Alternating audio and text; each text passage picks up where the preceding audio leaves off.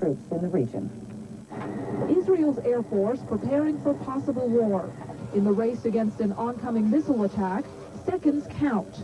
Soldiers are drilled routinely, often wearing gas masks and protective uniforms to deal with the threat of a chemical attack.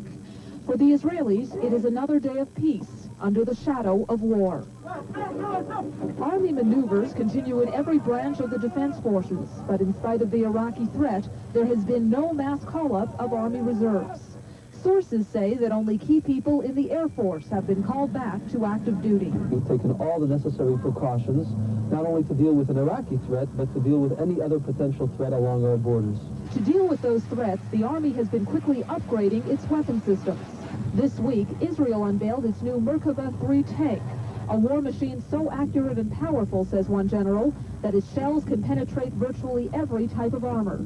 The Army has also deployed several Hawk anti-aircraft missile batteries along the Jordanian border. The medium-range missiles are capable of hitting enemy aircraft up to 25 miles away.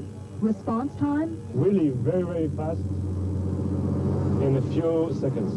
Israel's arsenal also includes 2 new Apache helicopters sent by the United States. The Apaches are able to conduct nighttime warfare, and 14 more are expected to arrive by next year. What should worry Saddam is not the Apache helicopters that we're getting or the Merkava tanks that we're getting. It's the stuff that you people don't see. It's the brilliant munitions and very, very sophisticated aircraft. And it's an army that for the past 3 years has had to deal with the Intifada. Some analysts believe that this limited war against people armed with rocks, firebombs, and knives has helped improve soldiers' combat readiness.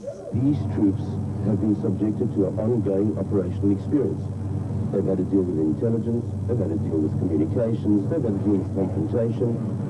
The army fighting the Intifada is a far stronger army than an army waiting along peaceful borders.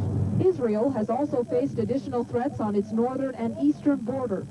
Frequent attempts by Palestinian, Jordanian, and Lebanese guerrillas to infiltrate the Israeli borders has forced the army to remain on steady alert. Faced with an uprising in the occupied territories and the threat on its borders, Israel has for years been involved in the day-to-day business of war. Though Israel is determined to stay out of the Gulf conflict, it seems equally determined to show Iraq that its army is prepared for combat. Linda Scherzer, CNN, Jerusalem.